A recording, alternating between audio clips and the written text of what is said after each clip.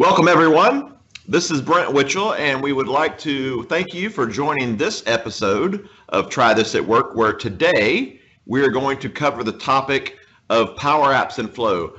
And this is where Blake from our amazing Microsoft Technology Center, he is actually one of the go-to resources within our territory here at Microsoft for PowerApps and Flow. He's going to walk us through both of these solutions. So Blake, I'm going to turn it over to you, buddy.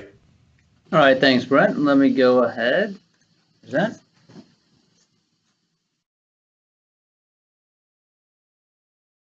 Perfect. All right. So what we want to do is talk through PowerApps and Flow. As Brent said, this is a relatively new service offering from Microsoft.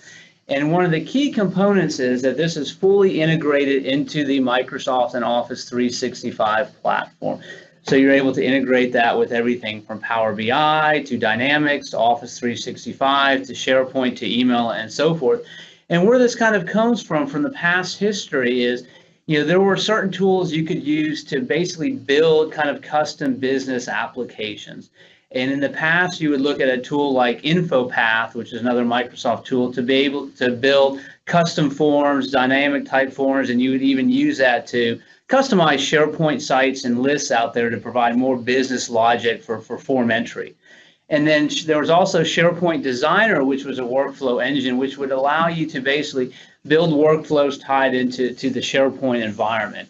And so those were more kind of on-premise type services, and as we've kind of moved to the cloud and moved to the modern edge, we wanted to make sure that these types of applications would really integrate in with Office 365, but at the same time be standalone applications, so I can build custom business applications or custom business workflows, business automation that will tie into any kind of system, not just Microsoft tools. It can connect to everything from Twitter to LinkedIn to Oracle to Amazon to Google Docs and so forth.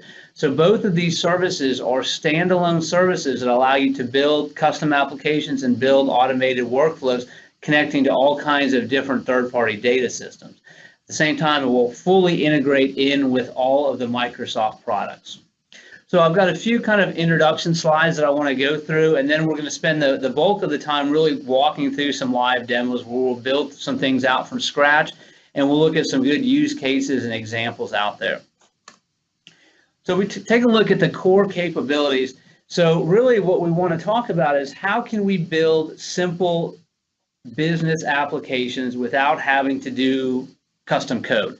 So power users, champions would be able to kind of build applications that can tie into multiple different data systems, and then be able to not only build these applications, but build workflows that automate processes behind the scenes, so I can connect to different services, I can go through approval processes, and then I can also connect with data. And this can be both data that lives in Microsoft, or it can be data that lives in other providers, other cloud providers out there like Amazon and Google Docs and other examples. And this can be data that's either in the cloud, or it can even be on-prem, to be able to connect back to data that we may have on-premise in Oracle or SQL Server or systems like that. And one of the other core capabilities also is that this is very mobile friendly. So when I build an application, I can very easily deploy it to either iOS or Android. I don't have to do any special customization. I don't have to do any special coding to be able to make sure that these applications can run on any type of mobile device. And then obviously beyond that, we can extend it. So with custom code, custom services, we can build on top of that beyond what kind of the power user can do. And the last piece is really that this is enterprise ready. So this is something that has been out there for a good year and a half, and we have got governance and ALM and all the tools to be able to look at different environments, dev, prod, test, and so forth. So it really is a full enterprise ready set of services to build your applications. And if we look at kind of the platform behind the scenes, we're really looking at PowerApps and Microsoft Flow, but it also ties in very well for Power BI, which is our analytics tool. And the combination of these tools allow you to basically build these business applications on a fully unified, extensible platform. And we're able to use all kinds of different connectors and gateways to be able to talk to third-party data systems and even be able to talk back to on-premise applications. And then the last big component is the ability to connect to the systems that you're already using. We have hundreds and hundreds of connectors that are already talking to and integrated with some of the biggest, third-party applications out there. So you don't have to go and build something to connect to other services out there. All these connectors are already there and available. All right, so with that, let's go in and let's kind of walk through some live demos and build out some applications and build out some workflows. All right, so kind of as an example is let's use this use case. So be able to build time off requests. So I want to request time off, and I want that request to go, I want it to be a simple mobile application that I can bring up, I can put in what my request is, and then have that request go out to my manager to either approve it or deny it. So right now we're going to tie it to just a SharePoint list that we have out in Office 365. And once again, this could really be any kind of data source. We're just going to use a SharePoint list as kind of an example. Right. So what I want to do is I can come in, I'm going to click on Power Apps, and what I want to do is I want to go ahead and create an app. So what it's going to do is it's going to take this data source for me, and it's going to automatically build a binded application out there that ties back into this data source. So any kind of add, edit, deletes will automatically integrate with this data source, and it will build out some basic screens. So I'm going to click on Create an App. We're going to call this Try This at Work, time off request. All right. So we'll go ahead and click on Create. All right. So it's going to go ahead and open up our PowerApps Designer, which is fully web-based. So it'll take about somewhere between 30 seconds to a minute to basically build this application and bind it back to our data source.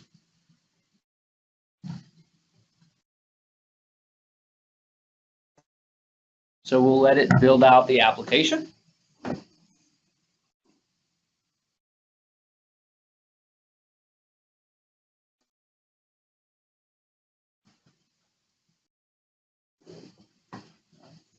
And once it's finished building, what we'll be able to see is that it automatically will create 3 different screens for us. It's going to create the basic kind of view and browse screen, and then it will also create kind of an add screen and an edit screen. All right. Okay, so this is what it's done. So it's basically built us a nice, simple application, very mobile-friendly application. It's bound it back to our list. So if I go ahead and I actually run this application, so I haven't made any configuration changes yet. If I go ahead and run this, right, so what we're going to see by default is we've got all of our data that's pulling all the data from our back-end data source. I've got different fields that are showing up. I automatically can, start searching, and it's going to provide, full searching capabilities. I've got full ability to sort, so I can sort based on date, based on times, and so forth. On any one of these, I can click on this arrow, and I can go into an item detail page. So this is the specific details for this entry, and then I can even come in right here, and I can edit this item.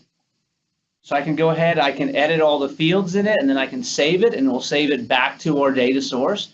I can even delete it from here, or I can go ahead and I can create a new entry. So here's a new screen to be able to add our data. All right, so what I want to do is I want to customize this and make this look a little bit prettier, make it look more useful for people that want to actually put in time off requests. So I want to come back into our designer mode. All right.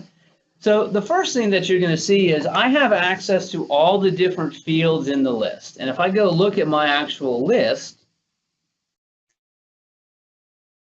go back to my list, I've got a title, I've got a start date, I have an end date, I have the notes. So when I submit a time off request, I can put some explanation.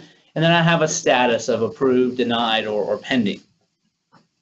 right? So all of these fields are accessible. So what I want to do is let's customize this. So we can see for each data entry, I've got my trip, right? But above, and instead of having this start date, we want to change this and actually have the status here instead. So I can just click on that, and I can come up here, and I basically have access to all of the different fields that are in my data source. So everything from the path name to the notes field to status to title to author created. So every field that are in our data source, we have access to. So I can start typing status, and I'm going to go ahead and click on that. And you can see how it automatically has changed all the fields on the fly to show our status field. All right, so now let's come down here and let's take a look at this date field. So right now this is showing the end date, but really what we wanted to do is let's look at our duration. So what we really wanted to do is end date minus start date is going to tell us how many days this vacation request is for. So I can very simply, just like an Excel formula, come up here and say, let's do end date, and let's subtract our item's start date. Right, click on that, and now we can see we get a number in there. Well, that's not very useful. Let's actually kind of append the word days to it. So now we can just append some additional text to it. All right.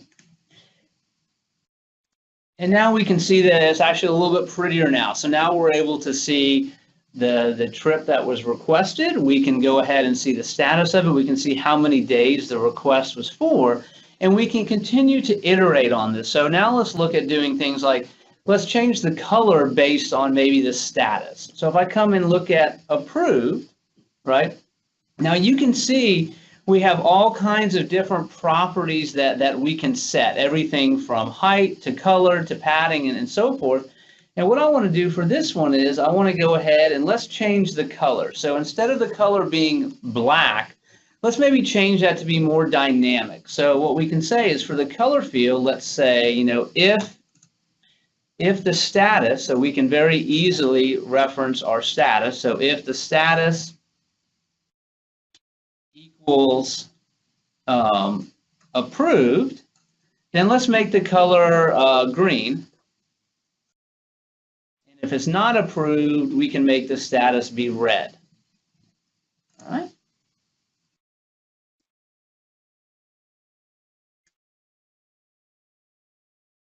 All right, and we can see right here, it automatically changes the color of it.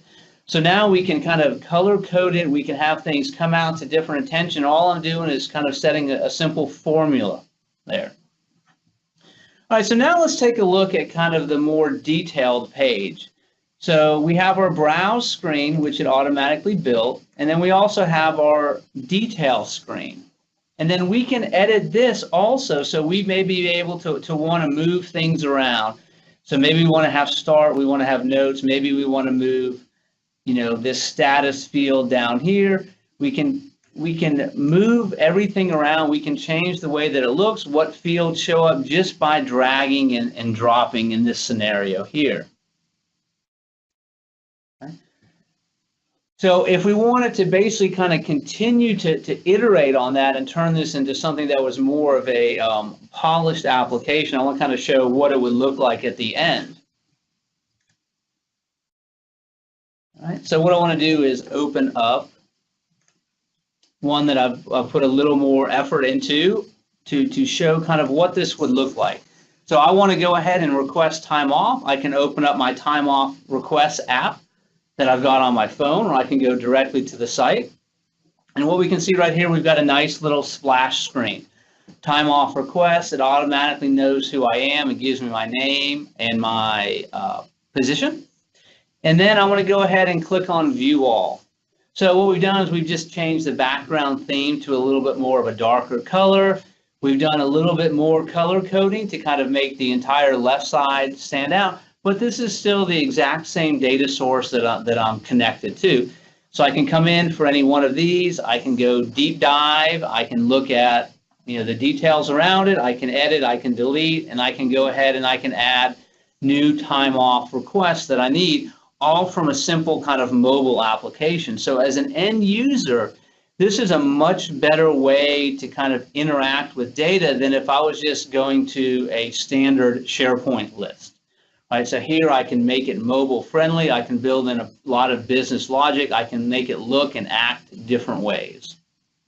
So as part of the time off request, I want to be able to put in a request. Now I need to have that request go out to a manager, or it needs to go out to somebody for approval. And for that, this is where we really tie into the Microsoft Flow service. Right? And so like I said, what Microsoft Flow is, it is a way to build workflows or build kind of automated business processes that can connect across all kinds of different services out there. And if you see right now, we connect to over 200 different services. So it's a very simple kind of drag and drop type canvas. And you can see everything from all the Office 365 ones to custom connectors to very popular third-party services out there. So you can see the list goes on and on.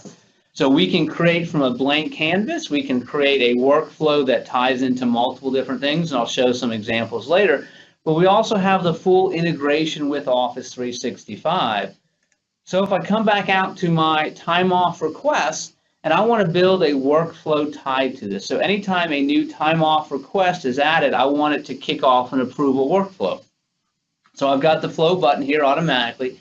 And so what I want to do is I want to go ahead and I want to create a workflow.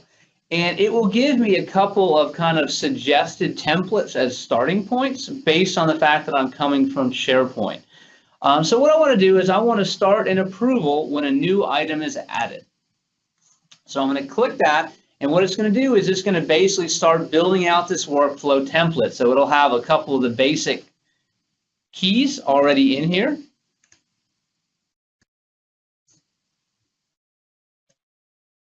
All right. All right, so what's telling me I'm going to use this workflow is going to automatically connect to Office 365 Outlook so it can send emails for approvals. It's going to connect to SharePoint because that is where our data lives, and it's going to use this approval system to be able to build out that approval. So let me go ahead and I will click on continue. And what you'll see here is this is kind of the workflow designer engine right here. So what I've got automatically is I've got already these steps built in. So I've got when a new item is created, right? And if I go look at the details for that, it's already bound to my SharePoint site and bound to my list. So anytime a new item is created in this data source or in this SharePoint list, what it's going to do is it's going to kick off an approval process. So we have to determine, well, who is going to actually get the approval? So this is where we could have it automatically default to a user's manager, but for what we're doing today, I'm just going to send it to a specific email address so we can showcase the approval process. So I'm going to put in an email address. All right. Now we have a condition. That means whenever an approval is created, we can allow it to approve, we can reject. We will basically, it will dynamically build different buttons that the approver can go to and set their status or set the approval process. We're just going to use the out of the box and just do kind of approve or reject. And then we have kind of a branch here that says, if the approver approves this request, then let's go ahead and let's send an email back to the person that created this item. And what you're going to see is as we build workflow steps out, we are able to use all the values from the previous stages. So I want to now let the person that submitted the request know that it's been approved. And so we can say, well, let's send it to, well, it's going to be that created by person, the person that created the request. And the subject will be the title that is automatically pulling in. We'll say title approved. And then here's the body out here. So we can completely customize this. Now let's take it one more step. And let's say once the person has approved it, let's change that status of the request from pending to approved. So what we want to do here is we want to come down and we want to add a new action. So we're going to add another step to this workflow. All right, and you're going to see I have the ability to connect and work with all kinds of different data sources, everything from Office 365 to 200 plus different services. But what I want to do here is I want to use SharePoint. So I want to go back and I want to update that item.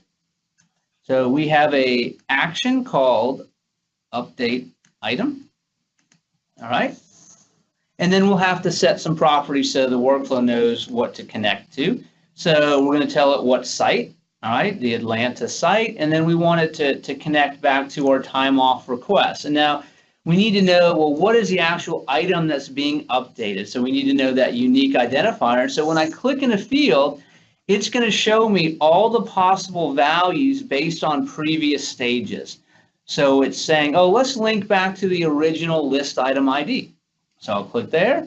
For title, now I can dynamically update the title based on all the different previous stages.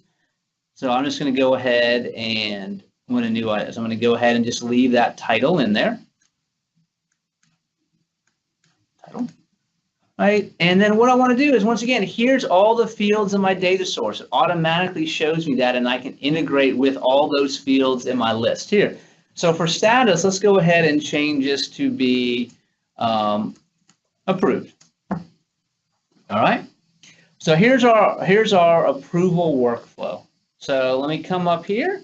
Let's maybe change the name of this. So we'll say time off request approval workflow. And then I'm going to go ahead and hit save.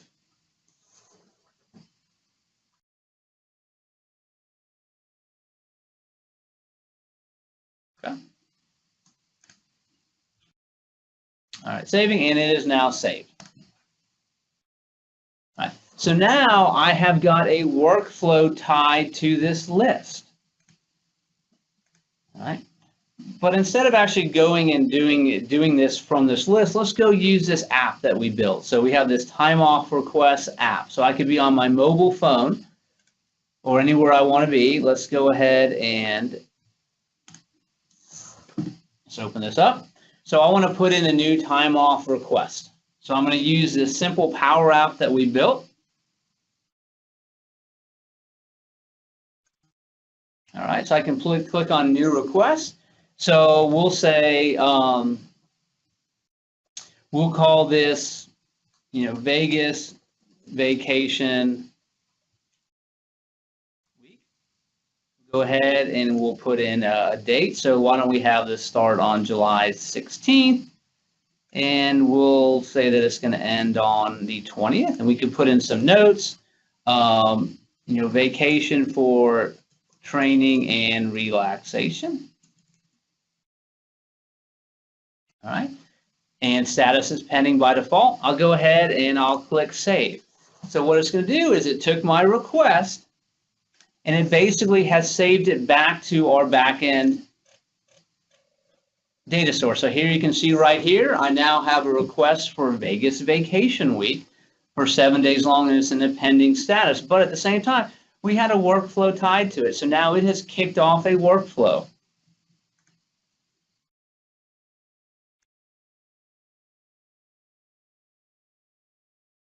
All right. And you can see right here, we can go into our workflow and we can take a look at it. So we can see that there's a workflow running right now. So if I go into it, I can see what's happened. So I can see, oh, a new item was created, which kicked off our workflow. And I can actually go click on it, and it's going to show me all the details from that item and that list. So all the different fields and everything. So I have all that information right here. And then we can see, okay, it started an approval. So it has sent an approval out that we have to approve. So now let me go ahead and I'm going to go into the email address. So we send an approval workflow out. Okay.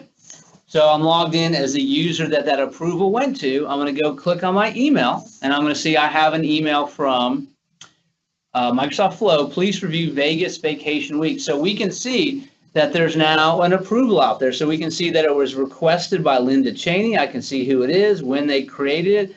I can see a link directly and go directly to that item, and now I can approve or reject it directly from email.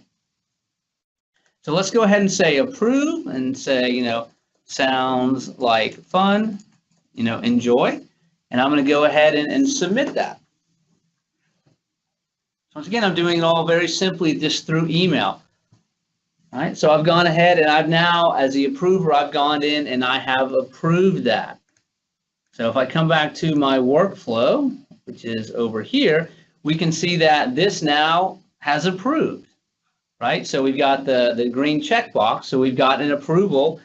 It was approved, so now what we've done is we've gone in and we've sent the email back to the item creator of the approval, and we've gone back in and we've updated the item. So if I go back into my email, I'm going to see that it's now been approved. So as a submitter, I was able to see it was approved, and I get a message back with any comments that the approver made. So very simple, kind of standard approval, right? If I go back into my SharePoint site just to kind of see the back end, and I refresh the data, right? We can see here's my Vegas vacation week start and notes, and we can see it's now in a status of approved.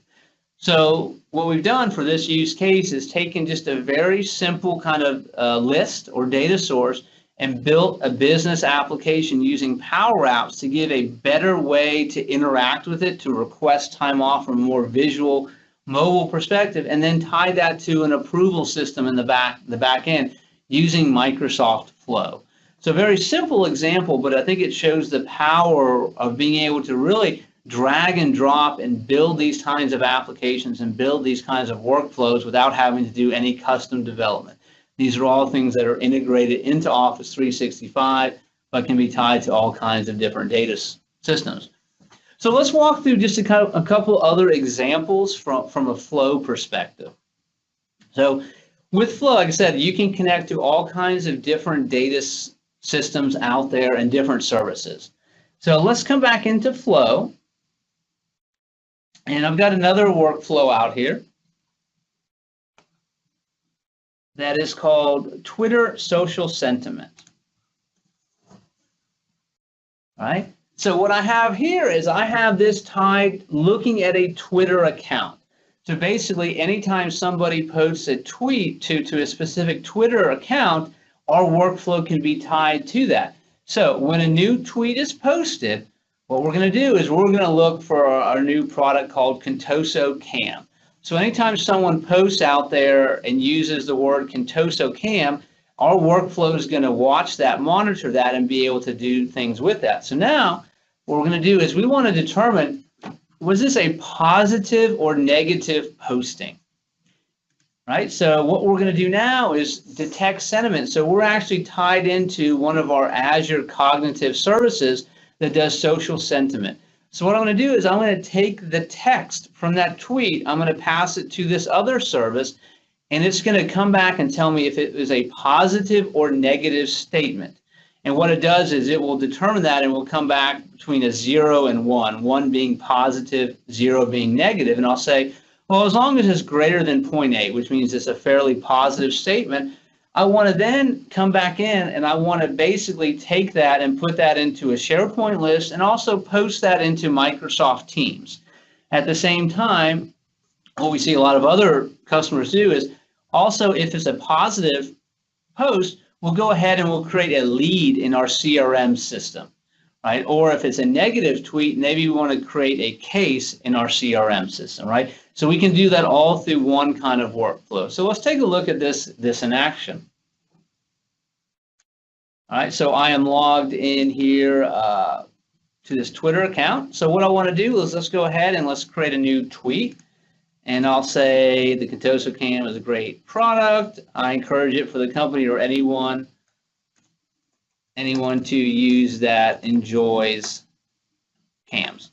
So this is a positive statement. So we'll go ahead and click on tweet. We'll post that out there, and sometimes it can take up to 30 seconds for that workflow to kick off. So let's just, there we go. So here's our new tweet. So now if we go into our workflow,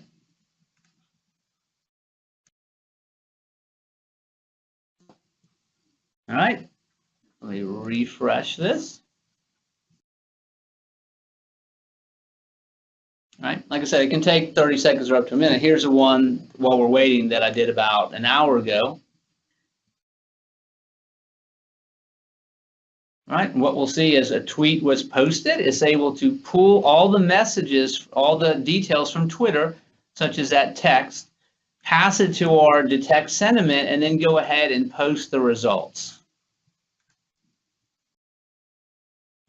All right, so if I go back into our list, we've got it tied to a different list out there, and you're going to be able to see, here's the post. So here's what somebody put into Twitter. Here's the social sentiment value that we pass back, and here's a link to the Twitter post. Here's a link to the user that did it. So we have all this information right here. So what we're able to do is have different kind of systems out there integrating and talking and building out business automation process. So being able to take information, put into Twitter, and then pass it off to social sentiment analysis, and then put it into other systems, all through one workflow out there. So just kind of another example of using Microsoft Flow to connect various different data systems, drag and drop, no custom code. All right. So now if we take a look at PowerApps, all right. So I want to show a couple other examples of some unique PowerApps. And before we kind of look at those examples, one thing that's nice is there are a lot of great examples and templates out there. So by default, I can come in and I can create applications to kind of start playing around with it and understanding how they work. Everything from like service desk to budget tracking to asset checkout to product showcases and so forth. So you can see there's quite a lot of various kind of template examples out there. That's a great starting point. And then the other thing is also the ability to basically build an app and have it automatically connect to different back-end data. So I did my example of connecting to Office 365, but we could also have it automatically bound to all kinds of different other connectors. So if I come into PowerApps, and let's say I want to go ahead and create a new app but bind it to data, and you can see that I've already got a lot of different connectors out there that I can connect to. So once again, you know, lots of different data sources that we can automatically connect to build these applications, both cloud data and on-prem data. All right. So let's show a couple examples of these.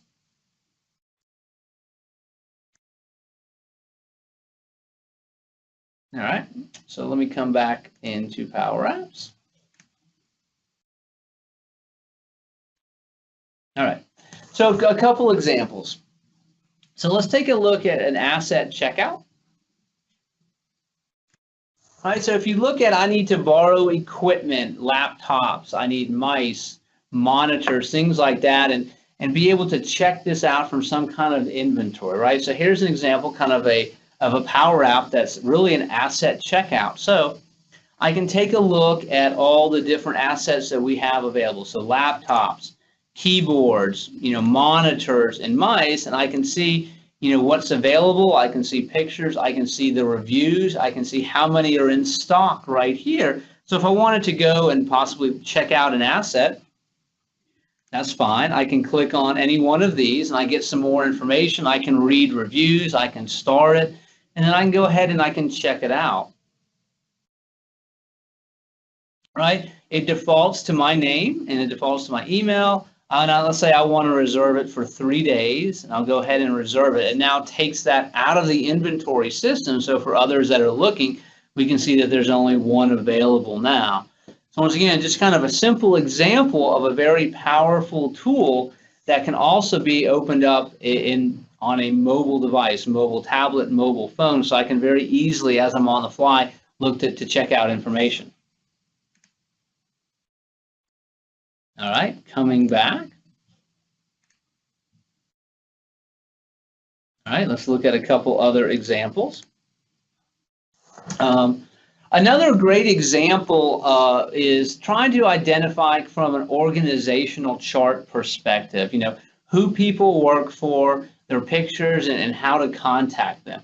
So one of the other things that's really nice about PowerApps is not only does it build a nice web interface and it builds a mobile app, but we can also embed it in other places. So I can embed it on a web page as part of maybe a SharePoint site, or I can embed it within Microsoft Teams, or really a lot of different other applications. So let's show an example of what we actually have running here internally at Microsoft. So it's called MTC Who, and what this is the ability to take a look at all the different locations where we have Microsoft Technology Centers and understand who works in these different locations, how can I request engagements, how can I find very specialized people. And this is a Power App that we're looking at right here, but it's embedded in a SharePoint page, part of an intranet or part of a portal. So I can come in, I can select, I can filter by different regions around the world, and I can click on different locations. So here I click on Atlanta, and it's going to show, who is our MTC director, who are all the different architects that we have, and then on any one of them, I can directly click on them to send an email. I can kick off a chat. I can integrate with their LinkedIn profile, and I can click on, like I said, different locations, and I'm going to see the different people that work there. Information about the center, information about all the people. I can even go through and kind of look to find an expert.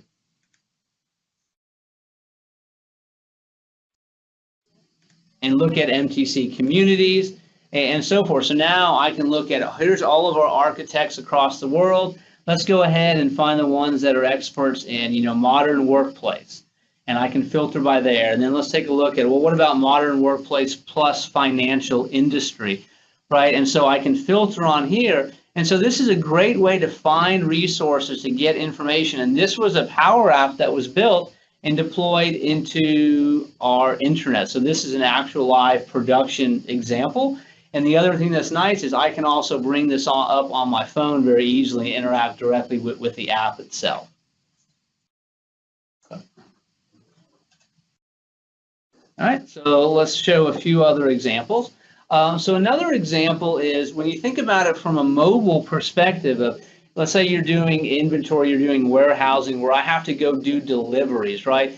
Well, since it's running on a mobile device and we can tie into everything from GPS and camera and video automatically just because this is a mobile friendly type application. So let's look at a restocking application.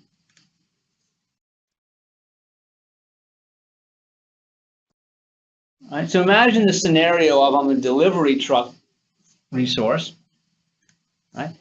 And I've got to go deliver items for the day. All right, so I have this running on my tablet or my phone. Click on get started.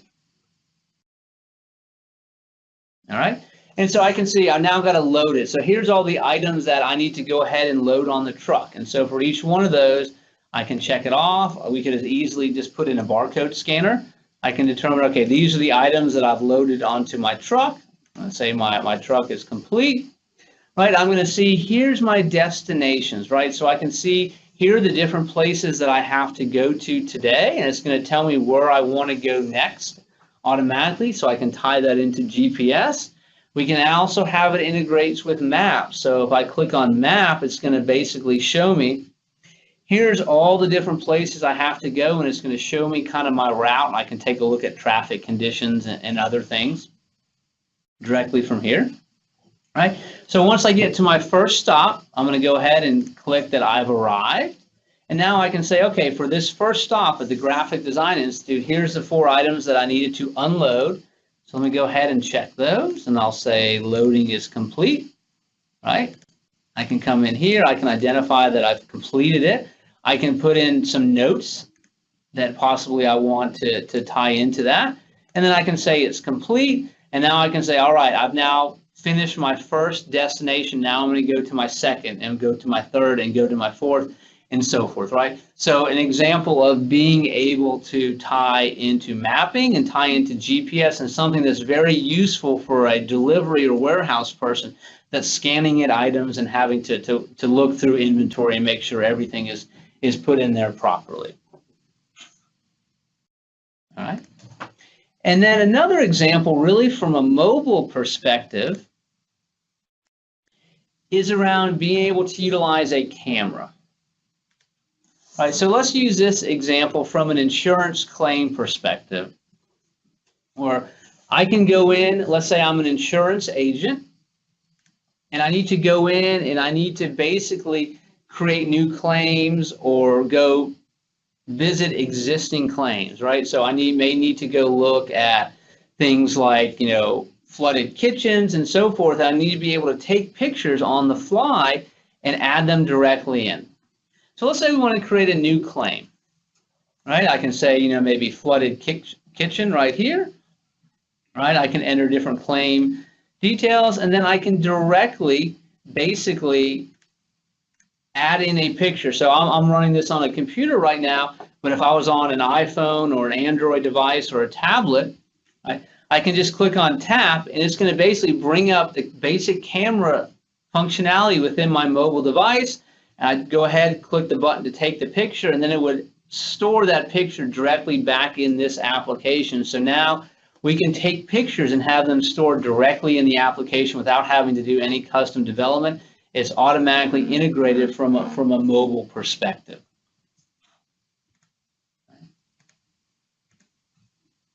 And then the other thing we also wanted to showcase is the ability to integrate with analytics systems also. So let me come back into my application right here. And so now we can integrate right here. We're showing an example of integration with Power BI. So I could have different reporting and analytics tools out there that I want to go ahead and just pull into my application. So as I'm an insurance claim agent going in and looking at different issues and claims out there, as I'm looking at stuff, I can go ahead and take a look at some analytics around, well, what are our top preferred vendors in these areas? And I can click on it and kind of drill down into it right here. I can hover over, I get various information, and then I can even look at kind of the average response for some of these contractors. So once again, just kind of an example of being able to pull in some different things and showcase it in a nice mobile-friendly application. And then the last example that I want to give is around the ability to kind of do product ratings or product feature requests. So if you're working, let's say, for an engineering firm or a software development firm, and you're looking at what are the new features that I want to add into my product, right? And I've spread out across the entire globe, and I have different teams working on different things, but I want to be able to track different feature requests, and I want our team to be able to rate them and star them. So 1 through 5. That way, when we look at our product backlog, we can kind of look at, well, what is the most requested feature and kind of look at it from that perspective. All right. So once again, we've built a product request app, but in this scenario, instead of having it as an app, which I've integrated in with Microsoft Teams. So now if I go into my Teams, I can go into future ideas, and I've got a tab for product request apps. And this is our Power App, and now it's showcasing here within Microsoft Teams. And we'll let it come up. All right. And so what we're going to see here is I've got different requests that people have put in. So I can add new requests, I can edit existing, but I can come in here, I can star different ones. So data syncing across the board. I think this is very important for us. So let me go ahead and I'm going to put this as 5 stars.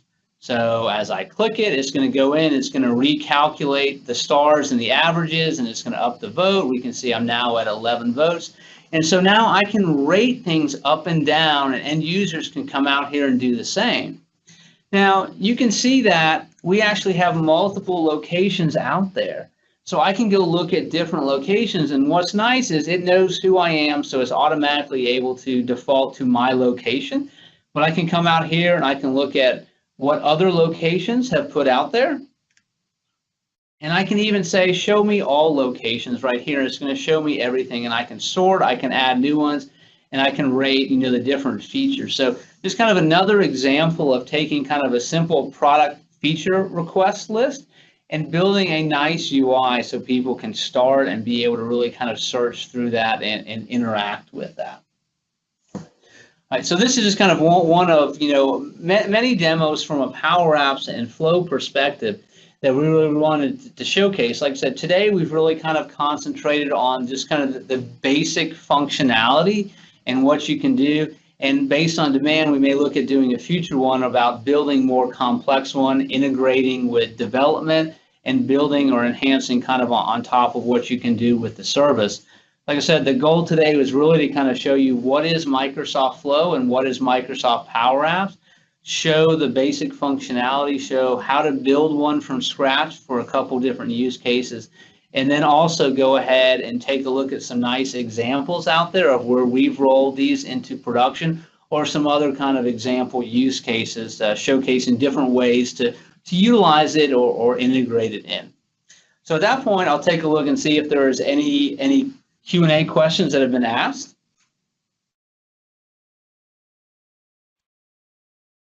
Okay.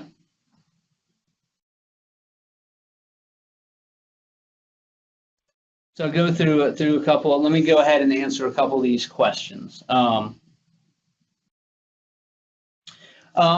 one other thing for those that are using SharePoint lists, with PowerApps is if you take any list out there and you want to customize the way that it looks and the way that it works, you can click the button that says, oh, customize my list in PowerApps, and all of a sudden I can now make that list look and act differently. I can have more visuals. I can hide fields with certain scenarios. So it's a great way to kind of customize lists that are out there.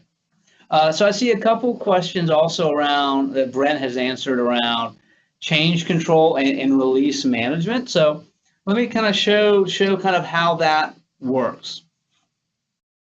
So one of the things that we do for change release and government is we have the ability to build different environments. So think of it as, QA, test, dev, production, and so forth, right? And so anytime that I'm in PowerApps or Flow, I see these different environments out there, right? So I can have one that's like a test environment. I can have one that's a production environment and so forth, and they can be scoped to different users, to different groups, to different services, right?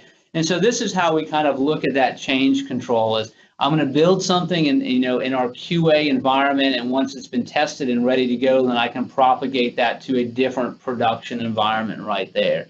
And then we have full governance, kind of an ALM behind the scenes to determine, okay, for this type of environment, who has the ability to create workflows, who has the ability to create applications or Power Apps, and then also what data sources can they connect to. So you don't necessarily want to be able to allow anything that's added to SharePoint. I want it to automatically copy to Google Docs or Dropbox or things like that. So we can, through the governance tool built into the administration panel, we can control for certain environments what types of data services can we connect to, and we can control that, and we can also kind of limit that from a governance perspective. Right. And then the other thing is all these Power Apps and Microsoft Flows, I build them, but then I share them out with my team so that other users have access to them. So when I come into any Power App, right, and I can click on share, and I can share this out with different people. So I can share it with my entire organization so that everybody in the org now has access to this app.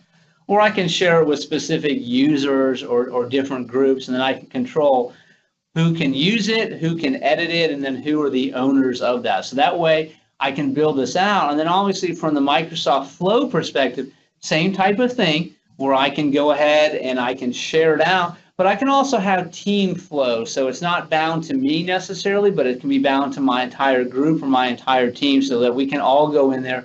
We can edit and iterate on it, and then we can continue to monitor it and work with it, right? So we share it out. So the concept for either is really we're going to share it out with different members or different groups or the entire organization so that they now can do that.